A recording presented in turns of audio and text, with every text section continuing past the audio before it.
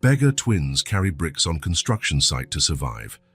But what a young billionaire does when he sees them shocks everyone. The sun hadn't quite risen when Hazel opened her eyes. First, she felt the cold, then the hardness of the ground, and only then did she see where she was. Under pieces of cardboard in an alley between two buildings. Beside her, Marley was still asleep, curled up like a small cat. "Wake up," Hazel nudged her sister. "We have to go before someone shows up." Marley opened her eyes, the same brown eyes as Hazel, on the same thin face, with the same tangled dark hair. It wasn't just their faces that were identical. They were both the same size and the same age, 7 years old, and had the same problem, the gnawing hunger in their bellies. "I'm hungry," Marley murmured, sitting up and rubbing her eyes. "I know, me too," Hazel replied, folding the cardboard they used as a blanket. It was important to keep it properly. It was all they had. They stood up, shaking the dust off their worn clothes, shorts that used to be a different color, oversized t-shirts. They had no backpacks, no toys, no place to go. They only had each other. "Where are we going today?" Marley asked, looking at the street that was beginning to get busy. Hazel didn't answer right away. Her gaze swept across the avenue, the people walking quickly, the cars passing by. No one looked at them. It was as if they were invisible. "There," Hazel pointed across the street. "There's a new place." Across the street, a lot surrounded by hoardings showed the beginning of a construction site. Men in hard hats went in and out. Trucks unloaded materials. It was a place full of movement, full of work. Maybe it was a place with food. The two crossed the street together, always holding hands. They learned early that it was dangerous to separate. The world was too big for small children, and they knew it better than many adults. At the entrance of the construction site, a man with a gray beard checked a list. He didn't notice the girls until they were right in front of him. "What do you want?" he asked without smiling. Hazel stepped forward. She was always the one who spoke. "Can we help? Carry things? We're strong." The man frowned, observing the two. They were so small they looked even smaller in those oversized clothes. "You're too small to work here," he said, but he didn't send them away. "We can carry bricks," Hazel insisted. "Can you pay us a few pennies, just to buy food? We're really hungry." The man looked around, as if checking if anyone was watching. Then he sighed. "Come in, stay near that pile of bricks. Take them to that corner over there. Then I'll see what I can get for you." The girls didn't thank him, not with words, but their eyes shone in a way that was both hope and relief. They walked through the gate as if entering a familiar place, despite never having been there. The first brick seemed impossible to lift. Heavy, rough, difficult to hold with such small hands. Hazel tried first, holding it with both hands. She almost fell backward but managed to balance herself. "Come on, Marley, you grab it too." The two carried the first brick together, short and careful steps, to the indicated spot. Then they returned. They picked up another and another and another. The sun rose in the sky, strong and hot. Sweat ran down the girls' faces, mixing with the dust and dirt. Their arms ached. Their unprotected hands began to turn red and bruised, but they didn't stop. No one spoke to them. The workers passed by, sometimes glancing sideways, but soon returned to their tasks. It was as if the twins were just two more tools on the construction site, small, silent, almost unnoticed. Noon, the sun directly overhead. The workers stopped for lunch. They sat in the shade, opened their lunchboxes and laughed at jokes the girls didn't understand. The smell of food made Marley's stomach rumble so loudly that Hazel looked at her worriedly. "We'll eat soon," she whispered, holding her sister's hand. The man from the entrance appeared. He brought 2 loaves of bread and a bottle of water. It wasn't much, but for those who hadn't eaten since the day before, it was a treasure. "Here," he said, handing them the food. "Rest for a bit, then continue." The girls sat on the ground, in a secluded corner. They carefully divided the bread into equal parts, as they always did with everything. They ate slowly, savoring each bite, drinking water little by little. "Do you think we'll get more food today?" Marley asked softly. "Yes, if we work hard." There was no certainty in Hazel's voice, only determination. She knew the world didn't offer guarantees for children like them, but she also knew that stopping was not an option. The afternoon brought more bricks, more sun, more tiredness. Their small hands now had blisters, their arms trembled, but they continued side by side without complaining. The workers began to put away their tools. The day was ending. Hazel and Marley looked at the pile they had carried. It wasn't large for an adult, but for two 7-year-old children, it was a mountain. The man returned. He assessed their work with critical eyes. "You truly are strong," and he said, and for the first time, there was something like admiration in his voice. He took some coins and a small package from his pocket. "Here, some change for your work, and this was left over from lunch." Hazel took everything, putting the coins into her torn pocket. The package contained a piece of bread with cheese and a bit of meat.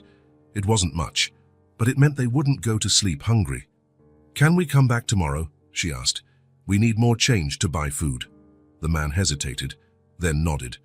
"You can, but be careful out there." The two left the construction site as they had entered, hand in hand, invisible to most passers-by. The sky was beginning to darken. It was time to find a place to sleep.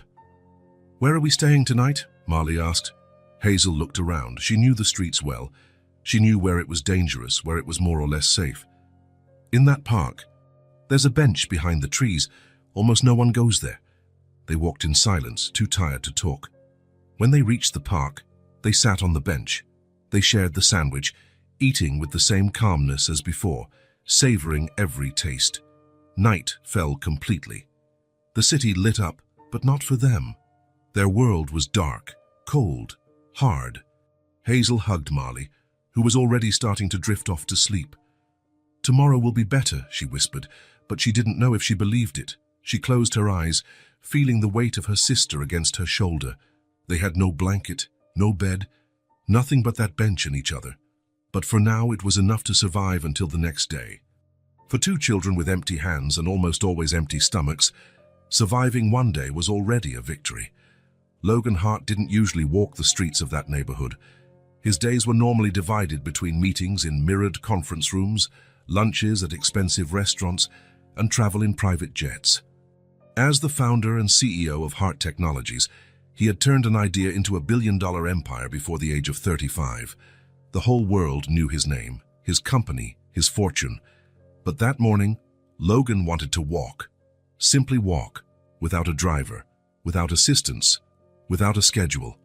There was something in the city he hadn't seen in a long time. The reality beyond the tinted glass windows of his limousine. Wearing jeans, sneakers, and a simple shirt, he could have been just another man walking down the sidewalk. The watch on his wrist and his sunglasses were the only clues that he wasn't an ordinary worker heading to his job. Logan turned a corner and saw the construction site. Nothing special, just another building going up in the constantly growing city.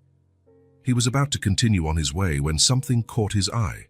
Two small girls were carrying bricks. They weren't teenagers, they were children, so small that the bricks seemed to take up half their bodies. They were identical, the same disheveled dark hair, the same oversized clothes, the same dirty, determined faces. Logan stopped. He watched. They picked up a brick, balanced it with difficulty, took slow and careful steps, placed it in the indicated spot, and returned to pick up another. Their hands were red, their arms trembled with the effort, but they didn't stop. Something inside him, something he didn't know existed, awakened with an overwhelming force. Without thinking twice, Logan crossed the street and entered the construction site. A security guard tried to stop him, but he didn't even look at the man. His eyes were fixed on the two children who were now bending down to pick up another brick. "Hey, you can't just walk in like that," the security guard shouted, but Logan kept walking. Some workers looked curious. The site supervisor came towards him with an expression that meant business. "Sir, this is a workplace. You need to identify yourself or leave." "Who's in charge here?" Logan asked, ignoring the warning. "I'm the foreman, Frank Miller." "What do you want?" Logan pointed to the girls, who were now watching the scene, motionless, with a brick between them. "What are those children doing carrying bricks? How old are they? 7? 8? Frank Miller looked at the twins, then back at Logan. They came, asked for work. They needed money for food. And you thought it was appropriate to have children carry heavy loads. Do you have any idea what that does to their bodies, to their backs, their arms? Logan's voice was low, controlled, but it carried an authority that made the foreman step back. Children shouldn't have to work for food, Logan cut in, and now his voice was loud enough for everyone on the site to hear. This is wrong. It's illegal. It's inhumane. Without waiting for a response, Logan walked up to the girls, who remained still, observing everything with attentive, alert eyes. As he approached, he noticed how small they were, how fragile they seemed, despite the strength they showed, how their eyes, so identical, held a glimmer that mixed fear and caution. Logan knelt before them, bringing himself to their eye level. He smiled, trying to appear as unthreatening as possible. "Hi, my name is Logan. What are your names?" The girls exchanged glances. It was the one on the left who answered. "I'm Hazel, she's Marley." "Nice to meet you, Hazel and Marley. Have you been working here long?" "Since this morning," Marley replied, her voice almost a whisper. Logan observed their hands. They were bruised, with blisters beginning to form. "Are you hungry?" They didn't answer, but their eyes said everything. "So come with me," Logan said, extending his hands to them. "I'll take you to get something to eat." The girls didn't move. Hazel stepped forward, as if protecting her sister. "We don't know you." Logan nodded. It was a good sign. They were cautious. "You're right to be careful, but I promise I only want to help. There's a diner just around the corner. We can go there, you eat whatever you want, and then you decide if you want my help or not. What do you think?" Hazel looked at Marley, in a silent conversation that seemed to need no words. After a few seconds, she looked back at Logan. "Okay, but we stay together." "Of course," Logan agreed. "You always stay together, don't you?" Hazel nodded, and there was something in her gaze, a kind of relief at being understood, that made Logan feel a lump in his throat. He stood up and waited for them to drop the brick. Frank Miller watched from a distance, not intervening. Logan gave him one last stern look before leaving the site with the twins, one on each side. People on the sidewalk looked on, curious. A well-dressed man with two dirty, ragged children was not a common sight. Logan ignored the stares and led the girls to the diner on the corner. It was a simple place, with formica tables and padded booths. The air smelled of coffee and fried food. A waitress came to serve them as soon as they entered. "Table for 3, she asked, looking curiously at the girls. "Yes, please," Logan replied, "preferably one that's more private." The waitress led them to a table in the back, away from the windows. Logan let the girls choose where to sit. They sat side by side and on the same bench, as if they needed each other's contact to feel safe. "What would you like to eat?" Logan asked, handing them the menus. Hazel looked at the menu carefully. Marley did the same. Logan noticed they could read, at least enough to understand a menu. "Can we order anything we want?" Hazel asked, cautiously. "Of course. Whatever you want."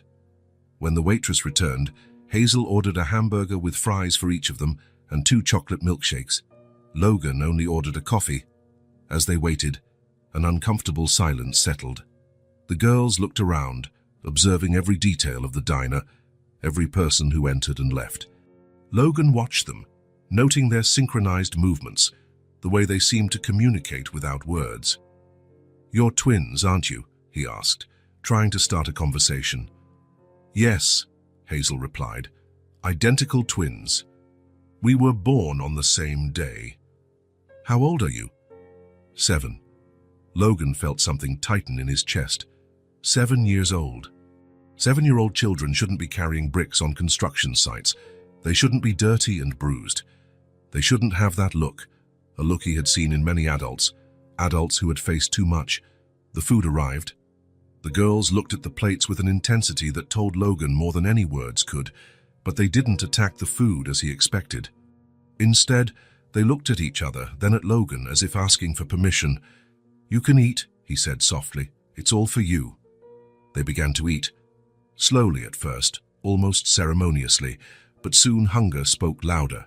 Big bites, hurried gulps, as if they feared the food might disappear at any moment. Logan watched in silence, drinking his coffee, giving them the time and space they needed.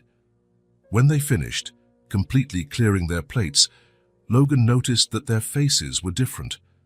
A little color had returned to their cheeks, and there was something like satisfaction in their eyes. "Was it good?" he asked. "Yes," Marley replied, and Logan noticed it was the first time she had spoken directly to him. "Thank you." "You're welcome. Do you want anything else? Dessert?" The two exchanged glances again. In that silent conversation they seemed to master so well. "No, thank you," Hazel answered for both. "We're full." Logan nodded and took a sip of his coffee. It was time for more difficult questions, but he didn't know how to start. Do you have parents? Someone who takes care of you?" The girls were quiet for a moment. It was Hazel who spoke, her voice steady, without a tremor. "They died. We've been living on the streets for a long time." "We've been living on the streets for a long time," Marley added. "Dad, we take care of each other." Logan expected tears, or at least some sign of emotion, but there was none of that. The girls spoke about their parents, death, and living on the streets, with the same calm an adult would talk about the weather. They conducted the conversation with impressive control, as if they had rehearsed what to say, how to say it, what to reveal, and what to keep to themselves. "I'm sorry," Logan said, and he truly was. Do you have other relatives? Aunts, uncles, grandparents, anyone?" "No," Hazel replied, "just us." "And where do you sleep? How do you survive?" "We find places," Marley said. "There's a park with a good bench. There's a gap between two buildings where it hardly rains inside. There's an old lady who sometimes gives us bread. And when it gets cold, we gather cardboard," Hazel explained. "Cardboard is good for the cold. And we stick together." There was a wisdom in their words that didn't match their ages, a wisdom born of hardships that children should never have to face. Logan felt something change within him, something deep, definitive. Would you like to have a place to stay, a warm, safe place?" The girls didn't answer immediately. There wasn't the enthusiasm Logan expected. Instead, they looked at each other, serious, assessing. "What kind of place?" Hazel asked, cautiously.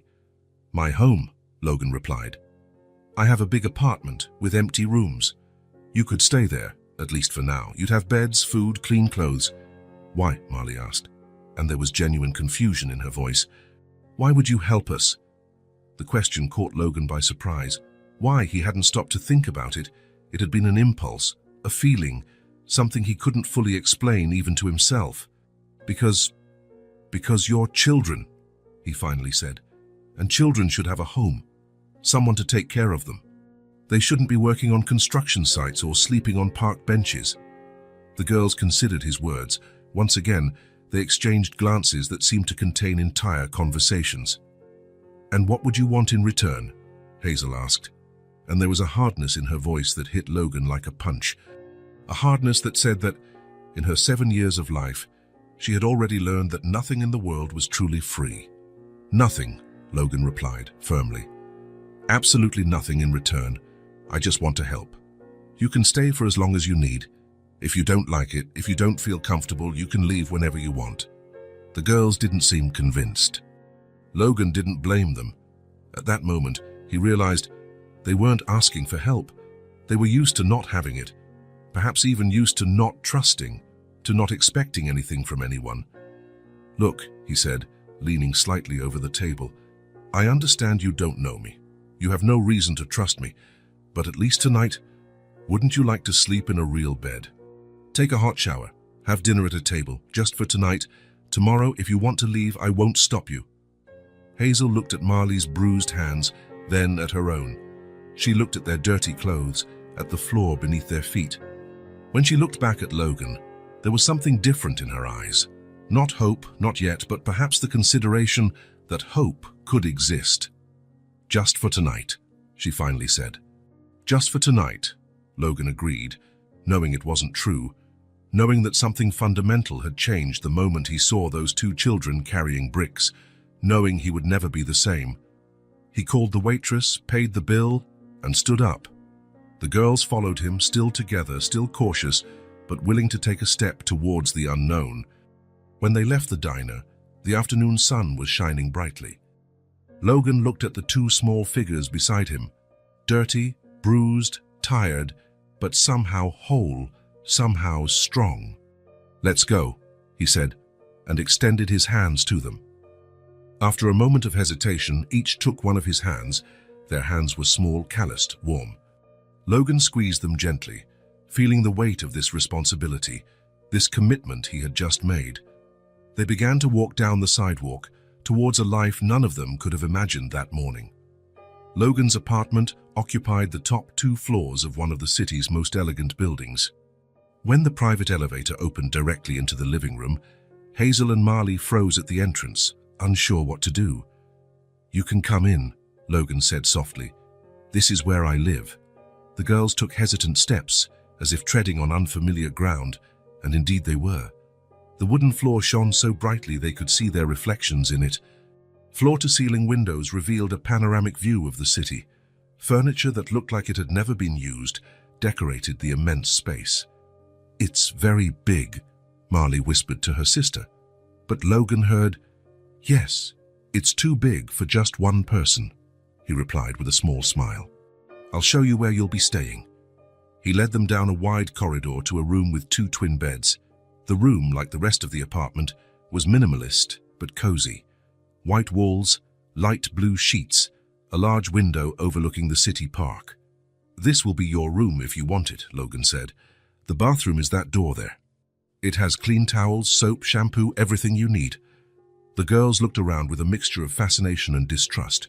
They touched things carefully, as if afraid of breaking or dirtying them. "Would you like to take a shower? Then we can see what we have to eat." Hazel and Marley exchanged glances, then nodded. Logan showed them how the shower worked, adjusted the temperature, and left 2 soft towels on the sink. "I'll leave you to it. I'll be in the living room if you need anything." When Logan left, the girls remained motionless for a few seconds. Everything was so different from what they knew. The cleanliness, the space, the silence. "Do you think he's trustworthy?" Marley asked softly. Hazel shrugged. "I don't know, but we can leave if we have to." They entered the bathroom together, locked the door, and finally allowed themselves to breathe. Steam rose when Hazel turned on the shower. Hot water poured out in abundance, something they hadn't experienced in so long they had almost forgotten what it was like. Meanwhile, Logan pulled out his cell phone and made a call. "Tessa, it's Logan. I need you to come in tomorrow morning. Yes, I know it's your day off, but it's an emergency. I have 2 kids here. Yes, kids, twins, 7 years old. It's a long story. They need clothes, they need, well, everything. No, they're not my daughters. I found them today. They were alone, working on a construction site. Yes, I know it sounds crazy. I'll explain everything tomorrow. Just, please come and bring clothes, shoes, things that 7-year-old girls need." "Thank you, Tessa." He hung up and sat on the sofa, running his hands over his face. What was he doing? He had brought 2 unknown children into his home without thinking about the legal consequences, the responsibilities, anything but those eyes that seemed to know the world in a way no child should. About half an hour later, the girls reappeared. They were clean, their wet hair dripping over the same dirty clothes. They had no others. Their faces, without the layer of dirt, revealed delicate features, fair skin, and dark circles under their eyes, too deep for such small children. "Feel better?" Logan asked. They nodded. "Come on, let's see what's in the kitchen." The kitchen, like the rest of the apartment, was impeccable and seemed little used. Logan opened the refrigerator, finding only a few takeout containers, milk, eggs, and fruit. "I'm not much of a cook," he admitted, "but I can make sandwiches, or we can order something." "Sandwiches are fine," Hazel replied. Logan took out bread, cheese, ham, mayonnaise, and some vegetables. He put everything on the counter and began to prepare the sandwiches. To his surprise, Hazel approached. "Can I help?" "Of course," he replied, handing her the knife to spread the mayonnaise. Marley remained a little distant, observing everything with her attentive eyes.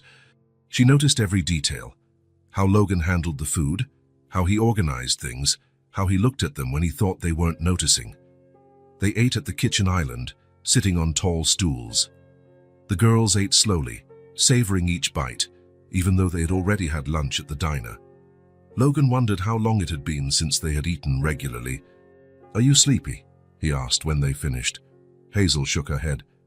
"We usually go to sleep later." "Right. Well, we can watch a movie if you want."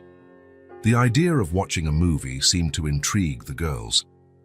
Logan led them back to the living room, turned on the television and scrolled through the streaming menu. "Any preferences?" They exchanged confused glances. We don't watch much TV," Marley explained. "Oh," Logan said, feeling foolish. "Of course. Well, how about this one? It's about a family of superheroes." The girls settled onto the sofa, maintaining a safe distance from Logan. As the movie progressed, he watched them out of the corner of his eye. Their expressions shifted from tense to curious and eventually to interested. They didn't laugh at the funny parts, but their eyes widened during action scenes. When the movie ended, it was past 10 o'clock. "Time for bed," Logan announced. "I'll make up your beds for you." In the bedroom, he opened closets and took out clean sheets and blankets. The girls helped him make the beds, tucking in the corners with a precision that suggested they had done this before, perhaps in temporary shelters, perhaps in homes that didn't last. "There's a bathroom there," Logan pointed to the door. "I'm in the room at the end of the hall if you need anything during the night." The girls nodded but said nothing. "Good," Logan said, feeling awkward. "Good night then." "Good night," they replied in unison. Logan closed the door as he left, leaving it ajar so a little light from the hallway could enter. He went back to the living room, picked up his phone, and started making calls. He needed to talk to his lawyer. He needed to understand what he was doing, what the legal steps would be. But as he spoke about temporary guardianship and adoption processes, his mind kept returning to those two small figures lying in beds that probably felt too strange, in a place that was too quiet. It was around 3 in the morning when Logan woke to a scream. A sharp, frightened scream that cut through the silence of the apartment like shattered glass. He jumped out of bed and ran to the girls' room. Marley was sitting up, gasping, her eyes wide with terror. Hazel was hugging her, whispering words Logan couldn't hear. "What happened?" he asked from the doorway, trying not to scare them further. "Nightmare," Hazel replied, without taking her eyes off her sister. "She dreamed we were trapped." Logan slowly entered the room and sat on the edge of the opposite bed. "It's okay, Marley. You're safe here." Marley looked at him, then at her sister, then at the strange dark room. "It's too quiet," she said softly. "On the street there's noise. Here it's like the world has ended." Logan had never thought about it, how the silence he valued so much could be terrifying to someone accustomed to the constant noise of the streets. How the security of closed doors could feel like a prison to someone who had always had the sky as their roof. "Do you want me to leave some sound on?" he asked. "Jam music, perhaps?" Marley shook her head. "No, just the door open." "Of course," Logan agreed. "I'll leave all the doors open, and I'll stay here until you fall asleep again." He didn't know what else to say. He had no experience with children, much less with children who had lived what these two had lived. So he just stayed there, sitting on the edge of the bed, available, present. Gradually, Marley calmed down. Hazel continued to hug her, humming something so softly Logan could barely hear it. Was it a lullaby? A song that reminded them of their parents? He didn't know, but he felt a pang in his chest thinking about everything those girls had already lost. When they finally fell asleep again, Logan didn't return to his room. He took a blanket from the closet and settled into the armchair in the corner. He would stay there in case they had another nightmare. He would stay there because, in some way, he didn't fully understand. He felt it was where he was supposed to be. The next morning, Tessa arrived early, carrying several bags. Tessa had been Logan's person for everything for years, part housekeeper, part personal assistant, part friend. A practical woman in her 50s, with short grey hair and an efficiency that intimidated even the toughest executives. "Where are they?" was the first thing she asked upon entering. "Still asleep," Logan replied, his voice hoarse with fatigue.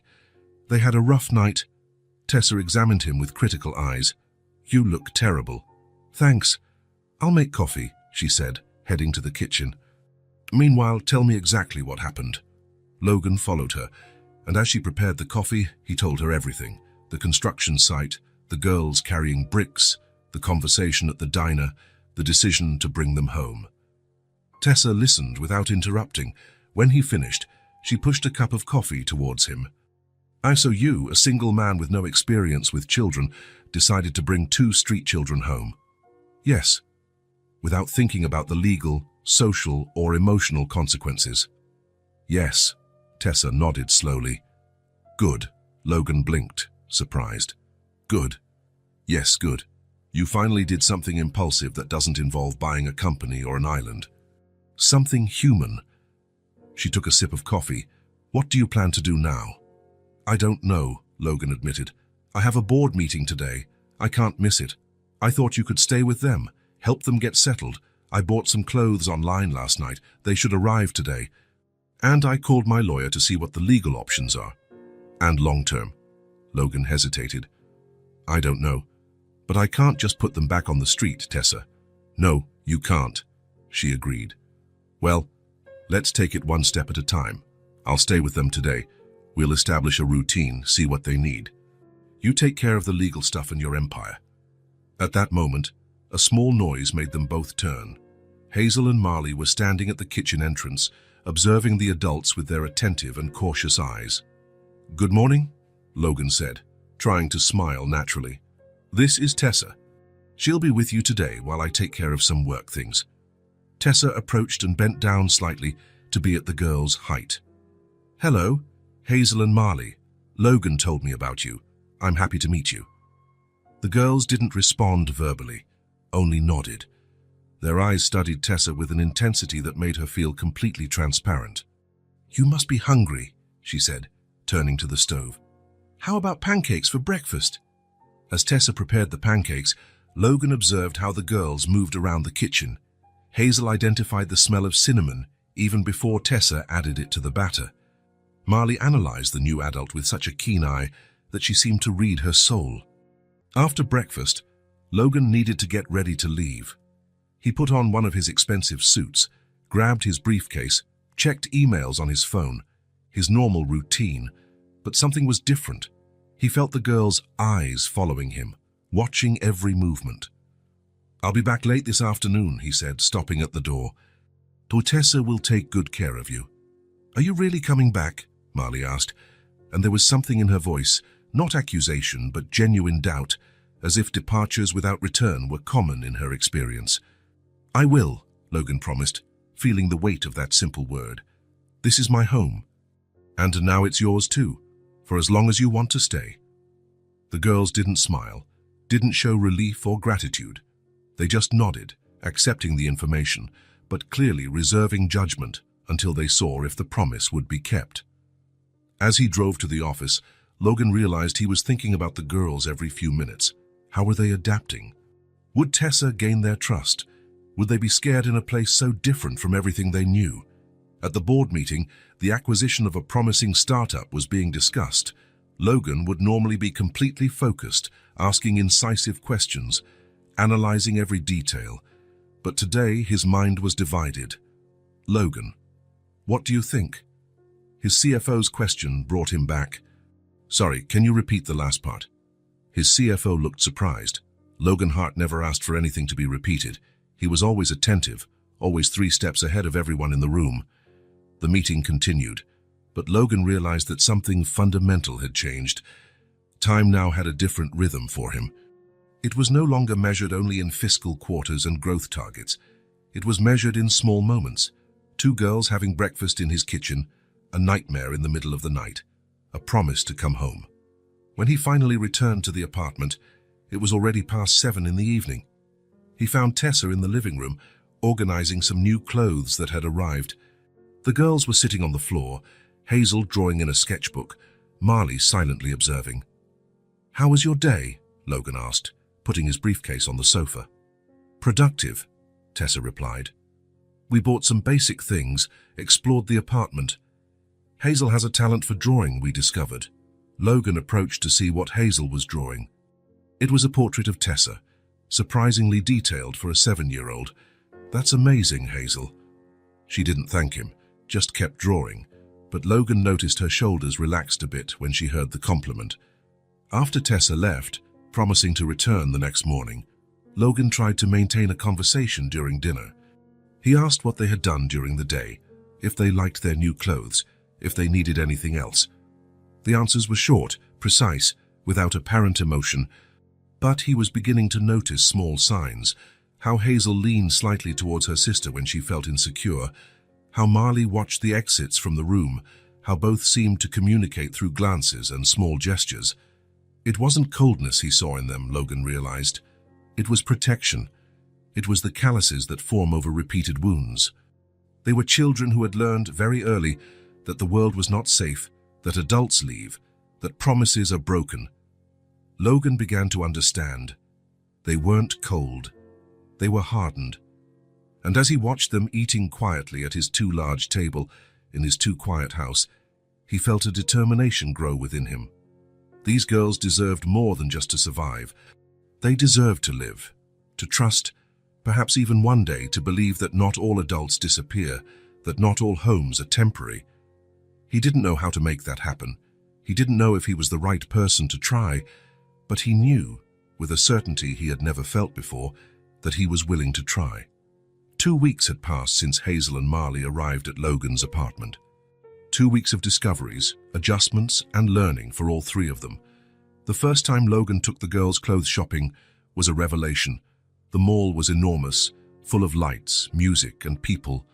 The twins froze at the entrance, holding each other's hands so tightly their knuckles turned white. "We can leave if you want," Logan offered, noticing their discomfort. "No," Hazel replied after a few seconds. "We can do it." In the children's store, the sales associate smiled and approached, speaking loudly, asking questions. Marley hid behind her sister. Hazel remained still, eyes alert, like a small animal ready to flee. Logan realized his mistake and gestured for the sales associates to back off. "Let's take it slow," he said to the girls. "Just look first, okay?" They nodded, grateful for his understanding. Gradually, they began to move through the store. Logan noticed how they touched the fabrics carefully, how they looked at the prices, even without fully understanding them, how they consulted each other before showing something they liked. "You can choose whatever you want," he said. "You need everything: pants, shirts, dresses, pajamas, coats, shoes." The girls looked at him distrustfully. "Everything?" Marley asked softly. "Everything," Logan confirmed. "And don't worry about the price."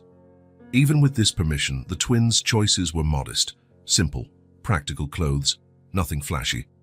When Logan suggested a more elegant dress, Hazel shook her head. "We don't need that." He didn't insist.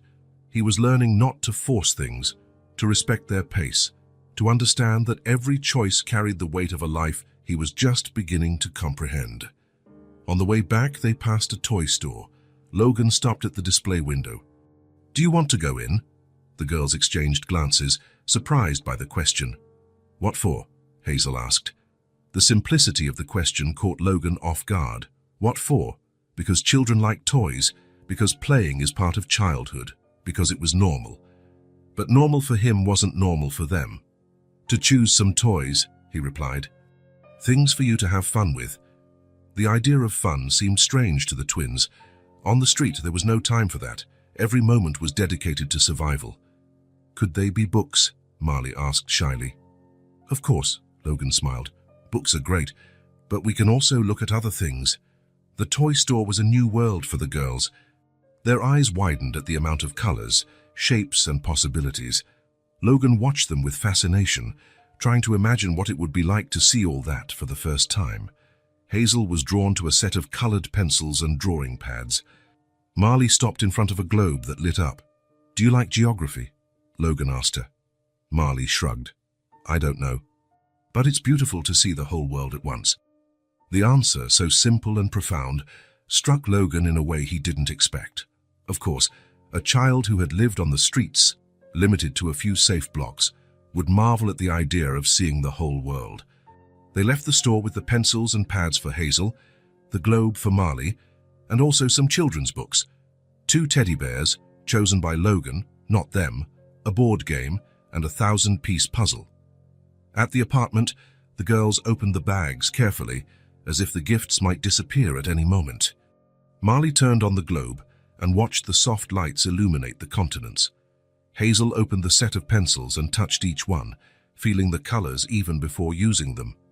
"Thank you," she finally said, looking at Logan. It wasn't the first time they had thanked him, but there was something different this time, something more genuine, less automatic. "You're welcome," Logan replied, feeling a lump in his throat. That night, after the girls had gone to bed, Logan talked with Tessa in the kitchen. "They're adapting," Tessa said, putting away the clean dishes.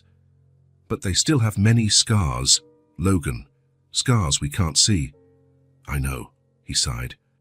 Today, at the mall, I noticed how tense they get with loud noises, with people approaching too quickly. Marley almost panicked when a security guard came up to ask if we needed help. Yesterday, Tessa continued, I found Hazel putting pieces of bread in her pocket after lunch. When I asked her why, she said it was for later, in case the food runs out. Logan closed his eyes, feeling a pain he didn't know he was capable of feeling.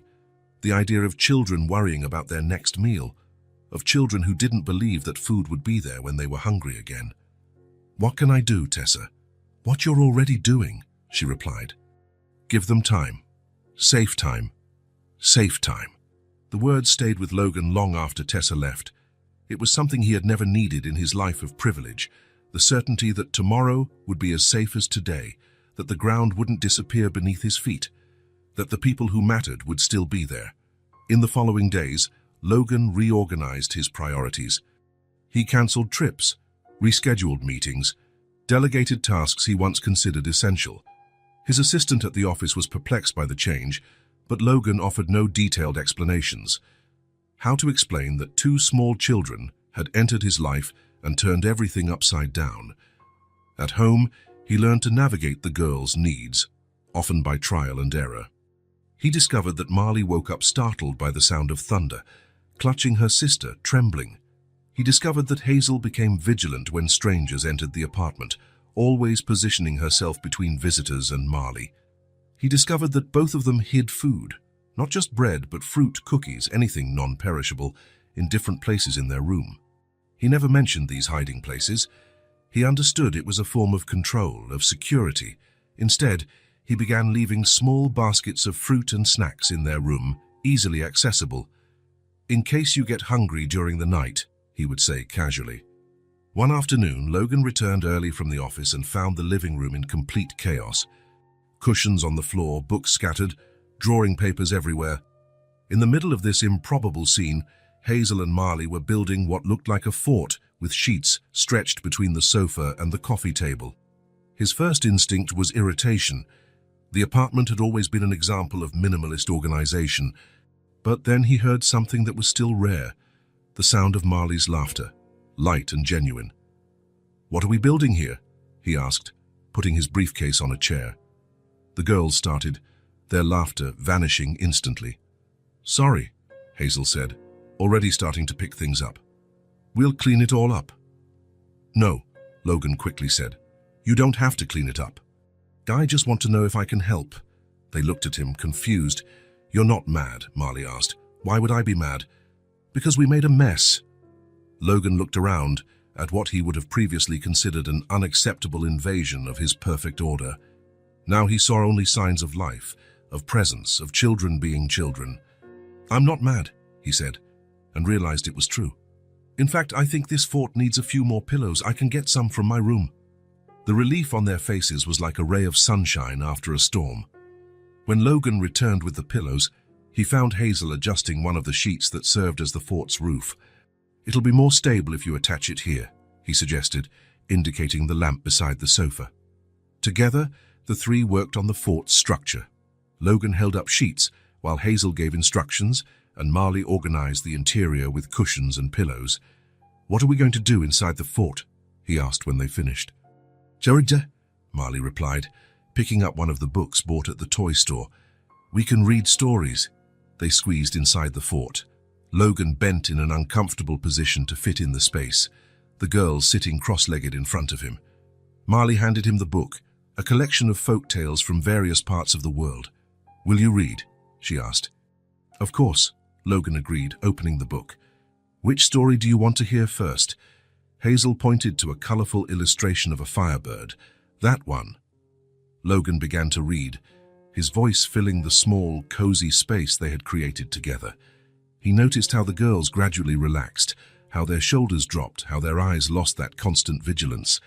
For a moment, they were just children listening to a story, safe inside their makeshift fort.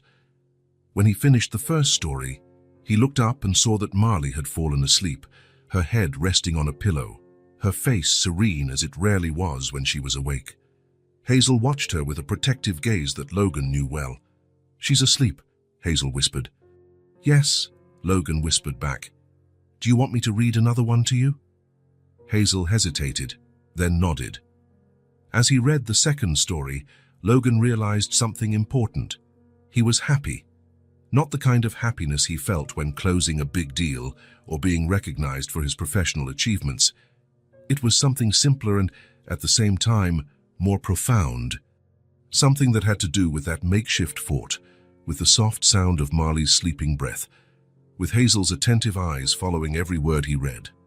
That night, when Tessa arrived to make dinner, she found all three of them still in the fort. Logan had fallen asleep too, a book open on his chest. The girls curled up on either side of him like kittens seeking warmth. Tessa didn't wake them. Instead, she took a picture with her phone, the first image of them together, the first tangible memory of this new, still unnamed, configuration. In the following days, Logan began to notice subtle changes in his own behavior. At the office, he found himself looking at his watch frequently, eager to get home. When his CFO told a joke, he laughed, something rare in the past. During a meeting with investors, he showed pictures of the girls building the fort, surprising everyone with this personal side he had never revealed before. "You're different," his oldest partner commented after a meeting. "Different how?" Logan asked. "I don't know, more human." Logan reflected on this as he drove home. He was different. He felt different. His life, once so organized and predictable, now had daily surprises, a drawing made especially for him, an unexpected question during dinner, a fort in the living room when he least expected it, and he loved it. At the apartment, he found the girls in the kitchen with Tessa, helping prepare dinner. Hazel chopped vegetables with absolute concentration. Marley counted the silverware to set the table. "I'm home," he announced, putting his briefcase on the counter. The girls looked at him. They didn't run to hug him, didn't shout with joy, they weren't at that stage yet. But there was something in their eyes, a glimmer of recognition, perhaps even satisfaction at seeing him. "Hi," Hazel said. "We're making pasta," Marley said. "Looks great," Logan replied, feeling a wave of what? He had no name for this feeling. It was like belonging, like arriving at a place where he was expected, where his presence mattered. Later, after the girls had gone to bed, Logan sat in the living room, now tidied, but still with traces of the dismantled fort. He picked up one of Hazel's drawings left on the coffee table. It was a portrait of the three of them, Logan in the middle, Hazel and Marley on each side. They weren't holding hands in the drawing. They weren't smiling exaggeratedly like in typical children's illustrations.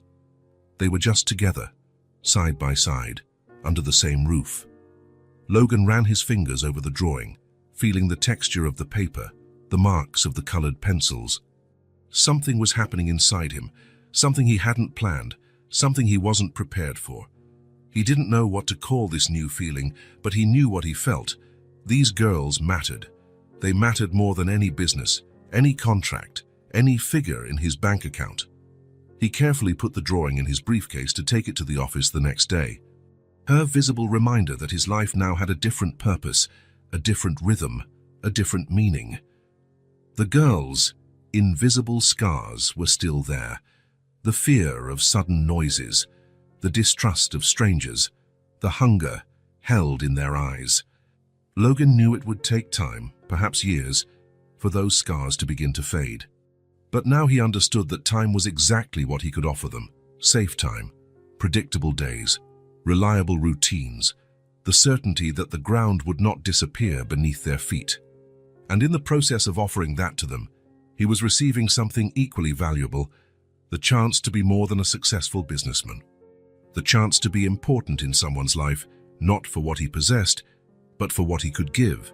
Not money or things, but presence, constancy, security. The girls were transforming Logan as much as he hoped to transform their lives. It was a silent, undeclared, but deeply meaningful exchange. He still didn't know where this journey would take them, but he knew there was no turning back. And for the first time in a long time, he didn't want to control the future, plan every step. He just wanted to be present, day after day, building something he never imagined he would desire: a family. It all started with a cough, small, dry, almost imperceptible. Logan only noticed because Marley tried to stifle it during dinner, covering her mouth with her hand and avoiding making noise. "Is everything all right?" he asked, seeing how she barely touched her food. "Yes," Marley replied quickly, but Hazel cast a worried glance at her sister. "She's been coughing since earlier today," Hazel said. "It's just a cough," Marley insisted, clearly uncomfortable with the attention. Logan didn't press. In recent weeks, he had learned that pressuring the girls rarely worked. Instead, he observed Marley more carefully for the rest of the evening. He noticed how she seemed quieter than usual, how her skin was paler, how she occasionally hunched as if feeling cold, despite the apartment being warm. When he put them to bed, he lightly touched Marley's forehead, as if by chance. It was warm, not alarming, but definitely warmer than normal. Then, "If you feel anything during the night, call me, okay?" he said, trying to sound casual. Marley nodded, already snuggling under the covers. Hazel remained seated on her own bed, vigilant, watching her sister with eyes that seemed to calculate risks, evaluate dangers. Logan hesitated at the door, reluctant to leave. There was something in Hazel's expression that made him uneasy. "Hazel, is there anything I should know?" The girl was silent for a moment, torn between loyalty to her sister and growing concern. "She gets sick sometimes," Hazel finally said in a low voice. In her chest, it gets hard to breathe. Logan's heart clenched. "Asthma?" Hazel shrugged. "We don't know the name, but she went to the hospital once before their parents died, before the streets, before everything." "I'll keep an eye on her," Logan promised. "If it gets worse, let me know immediately, no matter the time." It was at 3 in the morning that Logan woke to Hazel standing beside his bed, a small figure in the dim light of the room. "It's Marley," she said, and there was urgency in her usually controlled voice. "She can't breathe properly." Logan jumped out of bed and rushed to the girl's room. Marley was sitting up, gasping for air, her face red and sweaty, her eyes frightened. Each breath seemed to require enormous effort, producing a sharp wheezing sound that Logan could hear even from the doorway. "Thais, we're going to the hospital," he said without hesitation. There were no protests. Logan picked Marley up. She was burning with fever now, while Hazel already put on her shoes and grabbed a coat. "I'll call the driver," Logan said, grabbing his phone. "We don't have time," Hazel replied, with a certainty that left no room for discussion. "Kelsey needs to go now." Logan didn't question. Carrying Marley, he went down with the girls to the building's garage, put them in his car, and drove through the sleeping city as if his life depended on it. In the back seat, Hazel held her sister's hand, whispering words Logan couldn't hear. The hospital was silent when they arrived. In the emergency room, a nurse quickly assessed Marley and took her inside, leaving Logan and Hazel in the waiting room. "She'll be fine," Logan said, trying to sound confident. Hazel looked at him with eyes that seemed much older than her 7 years. "You don't know that," she was right. He didn't know. He didn't know Marley's medical history. He didn't know what had happened the other times. He didn't know which treatments worked and which didn't. They sat side by side in the plastic chairs. Logan tried to fill out the admission form, but there were so many blanks: exact date of birth, medical history, allergies, information that parents normally know about their children. "Her birthday's the same day as mine," Hazel said, looking at the form. "March 15th. "And do you have any allergies that you know of?" Hazel shook her head. "I don't think so. But Marley always gets sick in the winter, in her chest." Logan wrote everything down, small pieces of a puzzle that still had many missing parts. An hour passed. Then 2. Hazel remained awake, her eyes fixed on the door through which Marley had disappeared. She didn't cry, didn't complain, just waited with a patience that 7-year-old children normally don't possess. Finally, a doctor appeared. "Mr. Hart, I'm Dr. Chen. I'm taking care of Marley." Logan stood up, with Hazel immediately by his side. "How is she?" "Stable now. She had a severe asthma attack, complicated by a respiratory infection. Her fever is controlled, and we're treating the infection with antibiotics. She'll need to stay hospitalized for at least 24 hours for observation." "Can we see her?" Hazel asked, her voice small but firm. The doctor smiled at her. "Yes, of course. She's asking for you." They followed the doctor down quiet corridors to a room where Marley lay in a bed that seemed too large for her small body. She had a heart monitor connected to her finger and an oxygen mask over her face, but her eyes lit up when she saw her sister and Logan. Hazel ran to the bedside, holding Marley's free hand. She said nothing. She didn't need to. The communication between them went beyond words. "I'll leave you for a bit," Dr. Chen said. "Press the button if you need anything." When the doctor left, Logan pulled up a chair next to the bed. "How are you feeling, Marley?" She made a small gesture with her hand as if to say so-so. Her eyes, however, seemed calmer, the initial fear replaced by fatigue. "You need to rest," Logan said. "We'll stay here with you." Marley nodded slightly and closed her eyes. Her breathing, still aided by oxygen, seemed easier now. The early morning hours passed slowly. Logan stayed in the chair, watching the girls.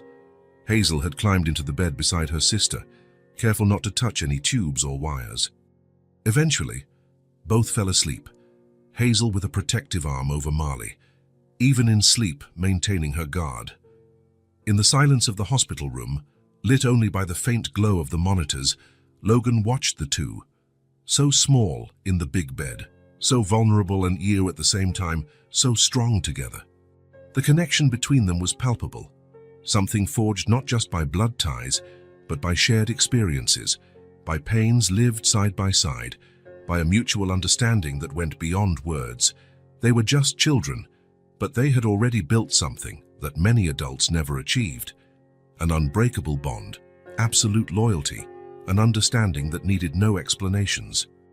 Logan felt a wave of emotion so intense that he had to look away for a moment.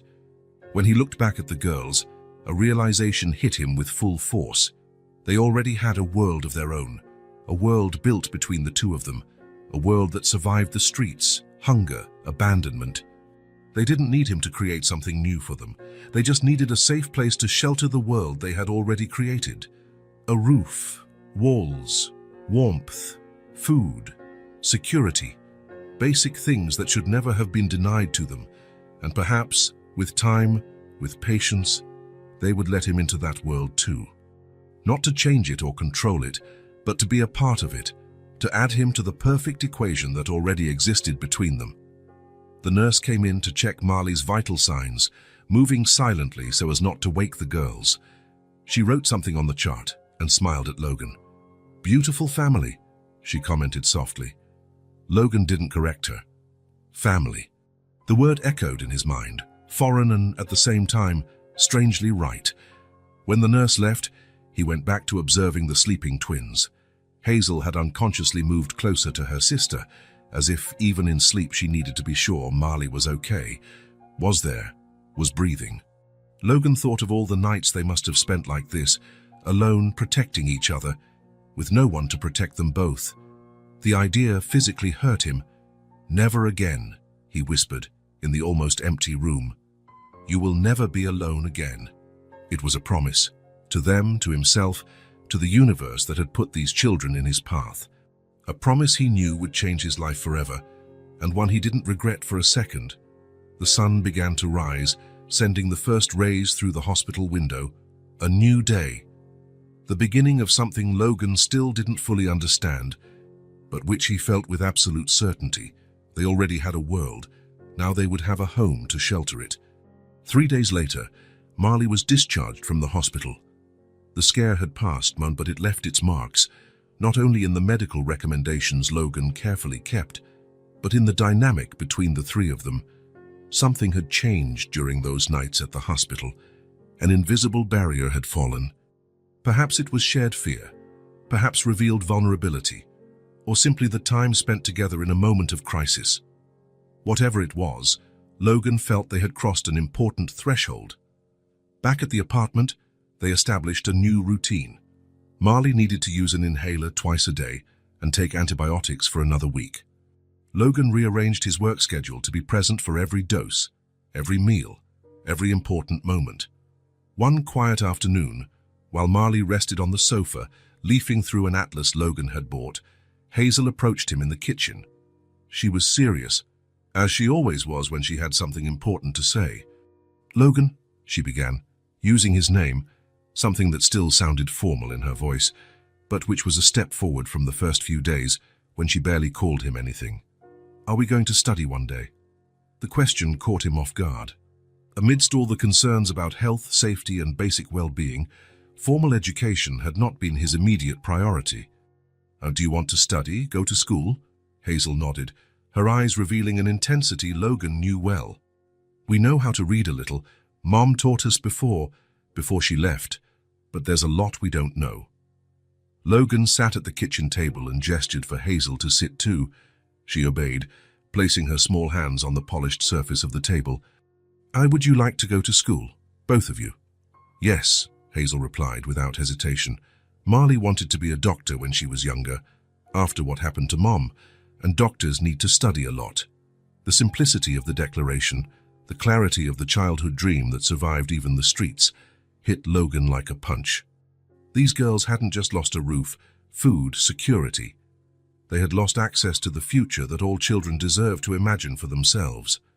"And you?" he asked. "What would you like to be?"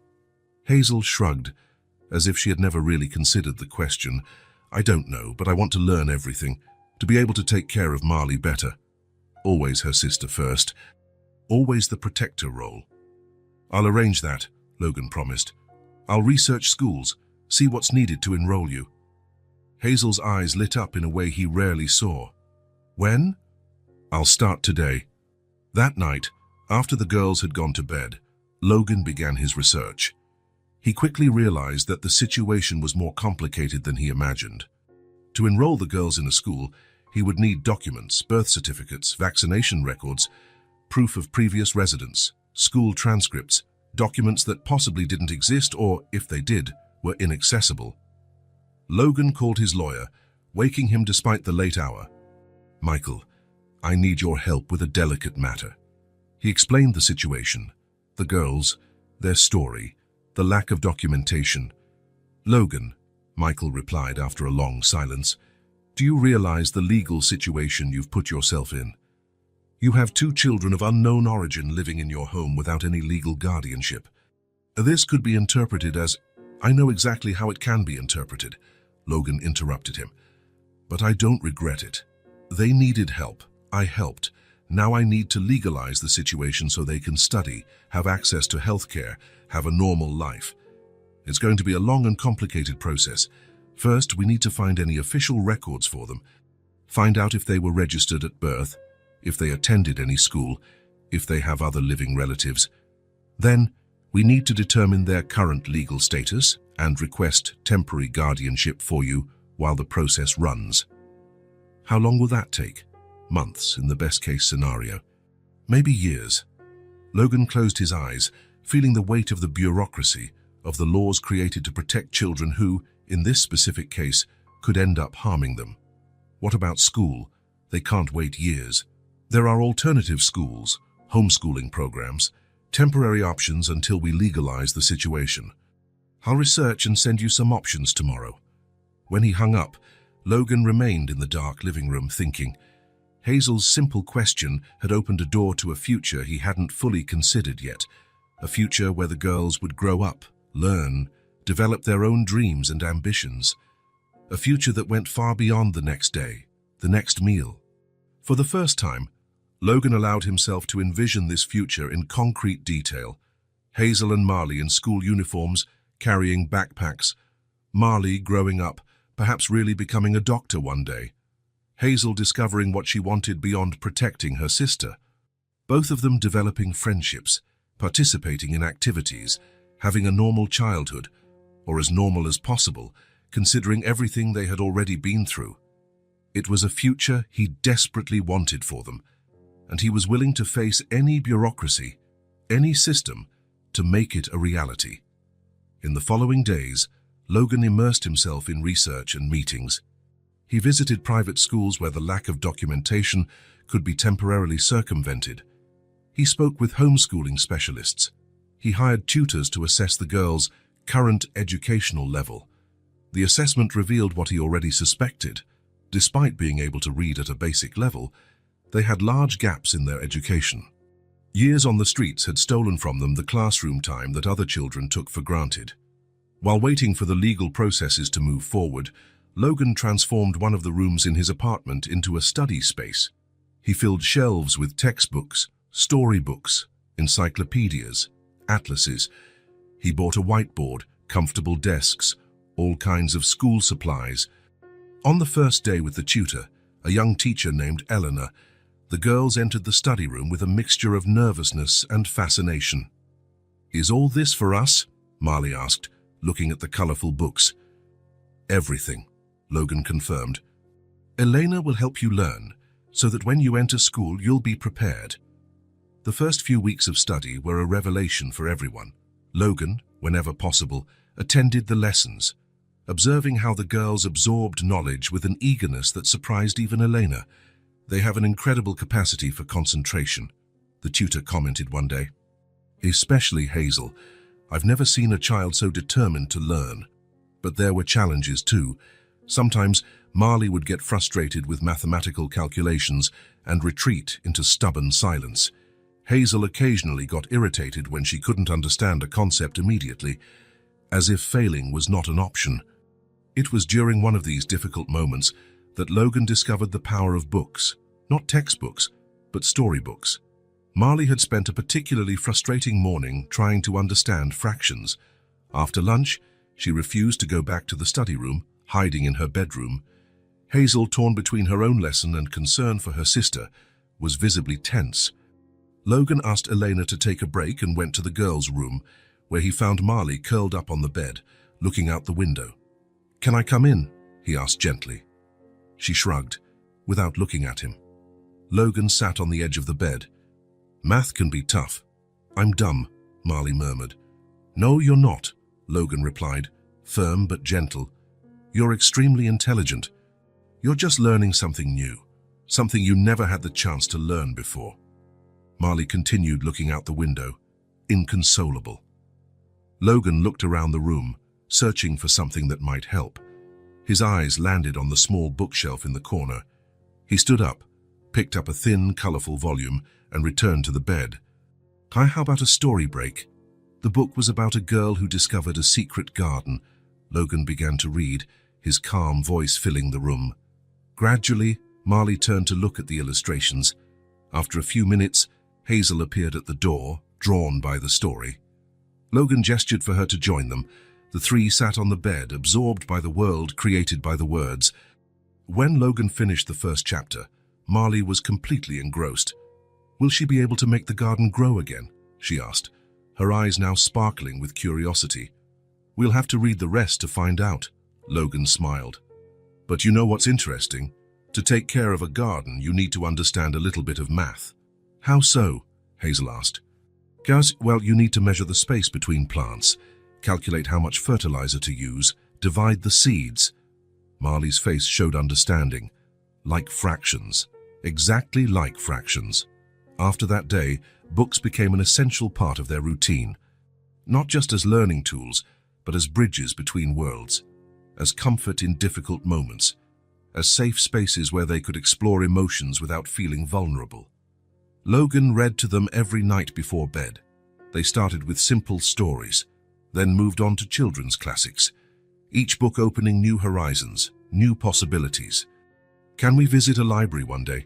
Hazel asked after finishing a book about a girl who loved to read. "Of course," Logan replied. "There's a wonderful children's library downtown." The library visit was a milestone. The girls walked among the tall shelves with the same respect some people reserve for temples. When the librarian explained that they could take books home, borrow, read, return, get more, Their eyes widened at the possibility. "How many can we take?" Marley asked. "3 each, to start," the librarian smiled. They took their book selection very seriously, spending hours comparing options, reading first pages, discussing among themselves in whispers. Logan watched them from afar, marveling at the transformation. These were the same girls who, months ago, were carrying bricks on a construction site. The legal process took its slow course. Michael, the lawyer, had managed to locate the girls' birth certificates and confirm that there were no living close relatives. Their parents, as the girls had said, were dead, their mother from illness, their father in an accident shortly after. There were no grandparents, aunts, uncles, or other family members who could claim them. "We're making progress," Michael said during one of their meetings. "I've secured a preliminary hearing with the family court judge for next month. We'll officially request temporary guardianship." "And after that," Logan asked, "if all goes well, you'll have temporary legal guardianship. Then we can start the adoption process, if that's what you want." The word hung in the air. Adoption. Permanent. Forever. Logan didn't answer immediately. It was a huge step, a lifelong responsibility. Was he ready? Was it the best for the girls? One Saturday morning, a few weeks later, Logan woke later than usual. The house was silent, but not in the empty way it used to be. It was a comfortable, inhabited silence. As he entered the living room, he found a scene that would forever be etched in his memory. Hazel was asleep on the sofa, a book open on her chest, her face serene as it rarely was when awake. In the corner of the room, near the window, Marley played with the globe he had bought, slowly spinning it and laughing to herself when she found difficult-to-pronounce place names. The morning light streamed through the windows, creating an almost unreal picture of domestic peace. Logan stopped at the entrance, not wanting to break the moment. It was then that he felt it, a tightening in his chest, different from anything he had ever experienced. It wasn't pain, it wasn't anxiety. It was something good, full, complete, something that had no name, but which he immediately recognized as right. And in the midst of that feeling, an idea emerged, clear, simple, obvious. What if they stayed with me? For real. The idea of adoption came without warning, like a lightning bolt in a clear sky. For a moment it startled him with its force, with its implications. He, Logan Hart, a man who had always lived for work, for achievements, for the next big deal, a father to 2 girls, responsible not just for feeding and temporarily sheltering them, but for raising them, guiding them into adulthood. Marley noticed his presence and smiled, one of those rare and precious smiles that was still a victory whenever they appeared. "Look, Logan, I found where we are," she said, pointing to a spot on the globe. He approached, knelt beside her, and looked where her small finger pointed. "Yes, that's exactly where we are," he confirmed. Marley slowly spun the globe, "And there are so many places we've never seen." "Maybe one day you will," Logan replied. "We can travel, visit other countries, other cultures." "We?" Marley asked, her eyes fixed on him, seeking confirmation of something she barely dared to hope for. "Yes," Logan said, and at that moment he knew it was already decided.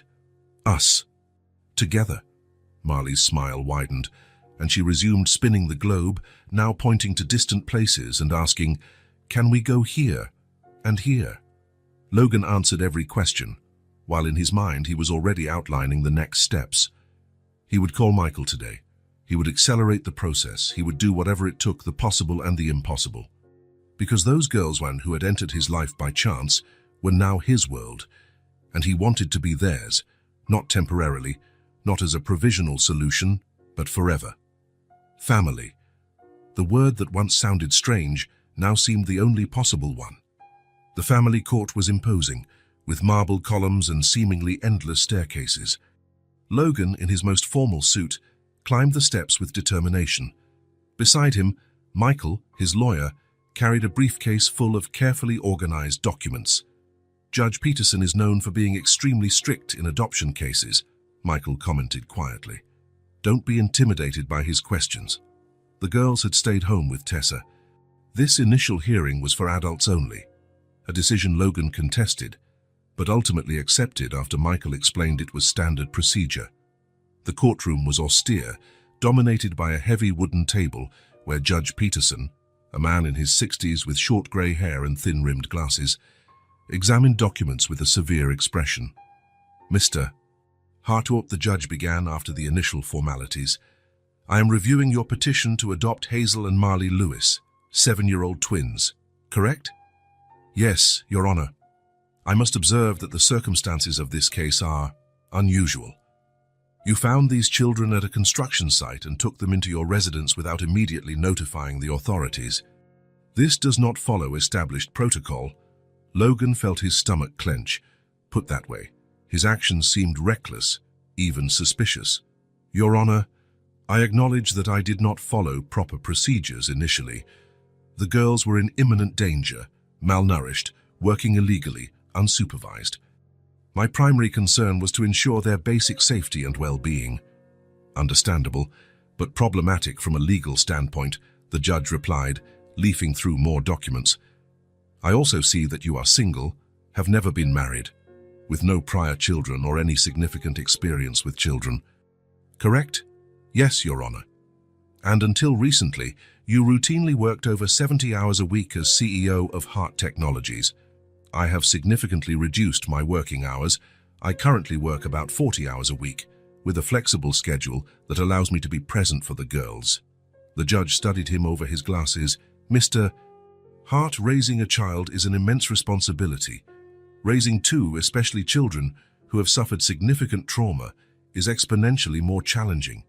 The court needs to be absolutely certain that you understand the commitment you're making. I understand perfectly, Your Honor. In the last 6 months, furthermore, the judge interrupted him, there is the problem of incomplete documentation. Although we have managed to locate the birth certificates, many medical and educational records are missing. That's because they lived on the streets after their parents died, Logan explained, maintaining his composure despite growing frustration. They didn't attend school regularly. They didn't receive proper medical care. These gaps in documentation are a consequence of the circumstances, not a reason to deny them a permanent home now. The judge rested his elbows on the table, lacing his fingers. Mr. Hart, I must consider all available options for these children. What options would those be exactly? Logan asked, feeling a chill run down his spine. One possibility would be to place them temporarily in separate foster homes, with families experienced in raising traumatized children, while we more deeply assess their situation. Separate? Logan couldn't hide his shock. Your Honor, that would be devastating for them. Hazel and Marley have an extraordinary connection. Separating the two, even temporarily, would cause completely unnecessary additional trauma. Finding a home that can accommodate two children is not always simple, the judge explained with clinical coolness. Sometimes, difficult decisions are necessary to... With all due respect, Logan interrupted, then quickly corrected himself. Forgive me, Your Honor, but I must insist that separating Hazel and Marley would be detrimental to their development. They have already lost their parents. The only constant in their lives has been each other. The judge closed the folder in front of him, his face unreadable. I will consider all aspects of this case carefully. Meanwhile, I will request additional visits from social workers to your residence and interviews with the girls. We need a full assessment before any permanent decision. The hearing ended on this note of uncertainty. On the way home, Logan's mind was fixed on a single word: separated. The idea was unbearable. When he arrived at the apartment, he immediately noticed that something was wrong. Hazel was sitting alone on the sofa, her hands clasped in her lap, her eyes red. Tessa appeared from the kitchen with a worried expression. What happened? Logan asked, feeling his heart tighten. Hazel overheard part of my phone conversation with your secretary, Tessa explained quietly. Her about the hearing and the possible complications. Where's Marley? In her room. Hazel insisted she wanted to talk to you first. Logan sat next to Hazel, maintaining a small distance, respecting her space as he always did. Hazel? What did you hear? The girl didn't look at him when she replied, her voice small but controlled. Are we leaving? 3 simple words that contained a universe of fear. Logan took a deep breath, choosing his words carefully. "No," he replied firmly, "never again." But the judge said, "The judge needs to be sure this is the best place for you. It's his job to ask difficult questions, to check everything. There will be more visits, more conversations, but in the end, he'll understand what I already know, that we should stay together." Hazel finally looked at him, her eyes searching for any sign of uncertainty. "Promise." Logan knew he shouldn't make promises. He wasn't absolutely sure he could keep. But in this case, his determination was unwavering. "I promise, Hazel. I'll do whatever it takes for us to stay together." In the following months, Logan dedicated himself entirely to the adoption process. He further reduced his hours at the office, delegated responsibilities he previously considered non-transferable, cancelled business trips. His absolute priority became proving to the court that he could and should be Hazel and Marley's father. He hired additional family law specialists to strengthen his case. He meticulously documented the girls' routine, their educational progress with tutors, their emotional development. He invited social workers not only for formal visits, but for everyday moments that demonstrated the genuine connection they had formed. When the social worker asked Marley, during a private interview, how she felt living with Logan, the girl's answer was simple: safe. A single word that was worth more than 1,000 legal arguments. The process dragged on for months. There were advances and setbacks, hopes and disappointments. The judge remained skeptical, raising new questions at each hearing, but Logan remained unwavering in his determination. After a particularly difficult hearing, where the judge again suggested the possibility of more traditional accommodations for the girls, Logan arrived home exhausted. He found Hazel and Marley sitting on the living room floor, drawing intently. "What are you doing?" as he asked, trying to sound normal despite his tiredness. "A drawing for the judge," Marley replied without looking up from her paper. "As though he can see that we want to stay with you." Logan sat on the floor beside them, feeling an emotion so intense that he had difficulty speaking. "Can I see?" Marley turned the paper towards him. It was a simple drawing, done with colored pencils, 3 figures holding hands, 1 large and 2 small, in front of a house. At the top, in careful letters, it was written, "Our family." At the next hearing, it was the first thing Logan presented to the judge. "Your Honor, before we begin, I would like you to see this." The judge studied the drawing in silence, his normally severe face softening almost imperceptibly. "Mr. Hart, I have asked particularly difficult questions in this case," he finally said. "Do you know why? To protect Hazel and Marley, I imagine." "Yes, but also to test your determination. Raising children who have been through significant trauma is not easy. I wanted to make sure you wouldn't give up when things got tough. I will never give up on them, Your Honor." The judge nodded slowly. "I believe you.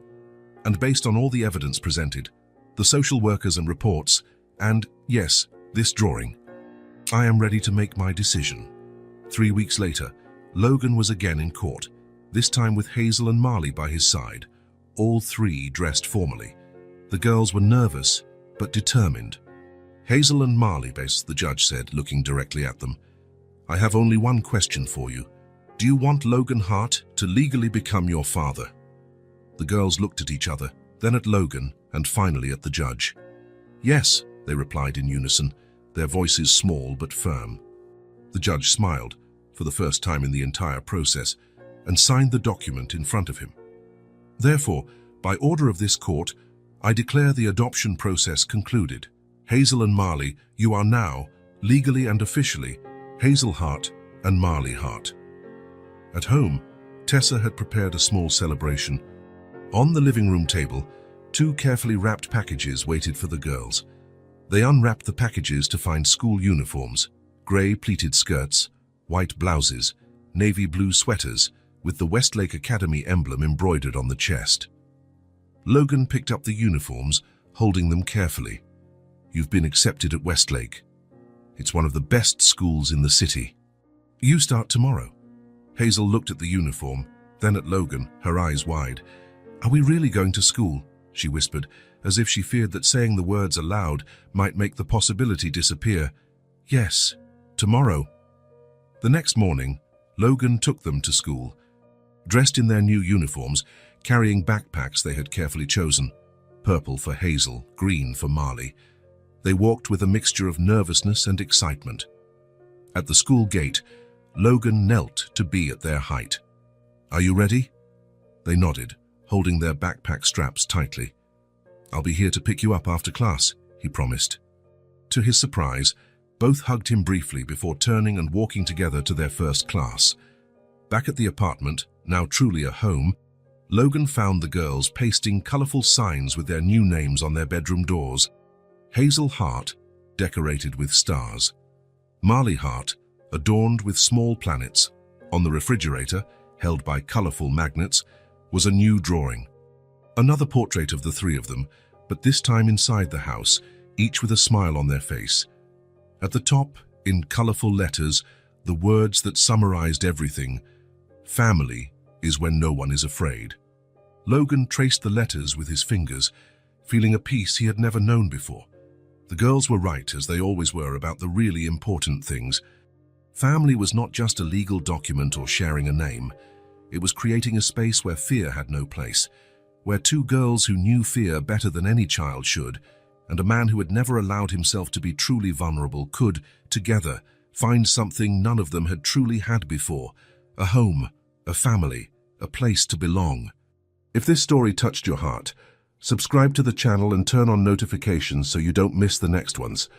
Leave a like, because it helps this story get recommended to more people. See you in the next story.